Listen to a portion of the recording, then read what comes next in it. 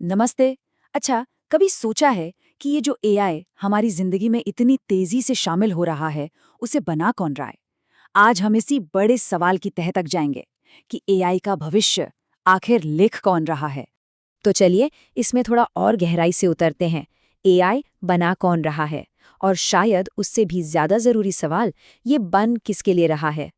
देखिए, ज्यादातर ये पावरफुल टेक्नोलॉजीज ग्लोबल नॉर्थ में डिजाइन होती हैं, मतलब अमेरिका या यूरोप में। पर क्या वो सच में भारत जैसे देश की जरूरतों को, यहाँ की अलग अलग भाषाओं को और हमारी संस्कृति को समझ पाती हैं? मतलब क्या कैलिफोर्निया में बना कोई एआई टूल पंजाब के किसी किसान की फसल की असली समस्या को समझ पाएगा? बड़ा सवाल है। अब इस प्रॉब्लम को समझने के लिए हमें भविष्य में नहीं बल्कि अपने हाल के अतीत में झांकना होगा। एक ऐसा सबक जो हम सबने मिलकर सीखा है। याद है वो दिन जब सोशल मीडिया नया नया आया था? कितना एक्साइटमेंट था, है ना? कि वाह, अब पूरी दुनिया एक दूसरे से जुड़ जाएगी।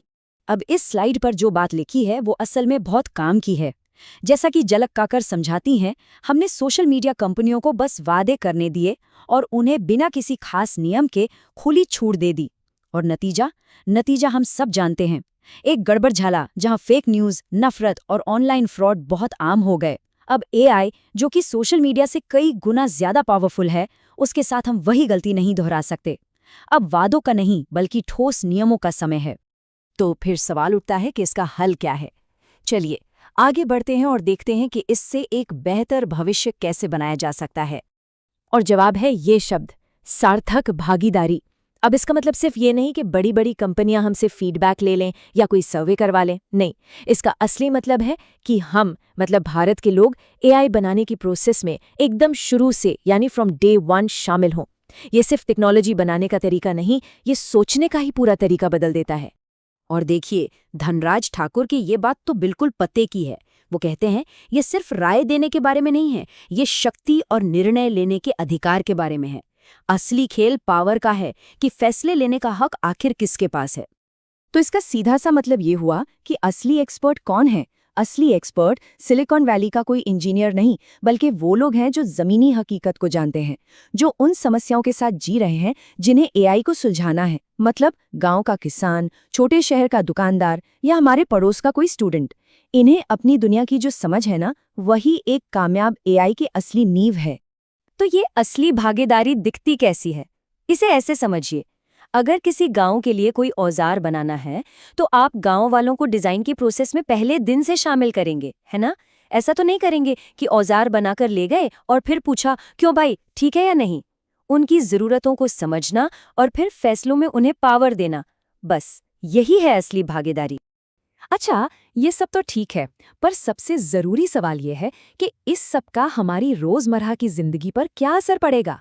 स्टूडेंट्स के लिए सोचिए, इसका मतलब है कि उन्हें एआई से जुड़ी वो स्किल्स मिलेंगी जिनकी सच में मार्केट में जरूरत है।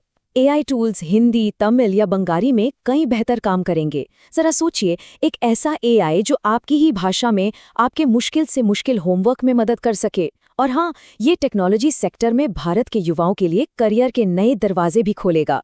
और जो लोग काम कर रहे हैं उनके लिए इसका मतलब है कि ऑफिस में इस्तेमाल होने वाला एआई किसी के साथ भेदभाव नहीं करेगा। लोगों को नई नौकरियों के लिए तैयार किया जाएगा। और सबसे जरूरी, खेती के लिए ऐसे टूल्स बनेंगे जो बताएंगे कि कब बुआई करनी है। या हेल्थ सेक्टर में ऐसे एआई बनेंगे जो दूर दराज के गांवों में भी डॉक्टर्स की मदद कर सकेंगे। और बिजनेस के लिए ये एक सुनहरा मौका है। वो सिर्फ बाहर के आइडिया कॉपी नहीं करेंगे, बल्कि भारत की असली समस्याओं के लिए एआई सॉल्यूशन बनाएंगे। और यही इनोवेशन उन्हें ग्लोबल स्टेज पर कॉम्पीट करने का दम देगा और भारत को एआई की दुनिया में एक लीडर बना सकता है। तो इस पूरी चर्चा से वो एक खास बात कौन सी है जो हमें अपने साथ लेकर जानी चाहिए?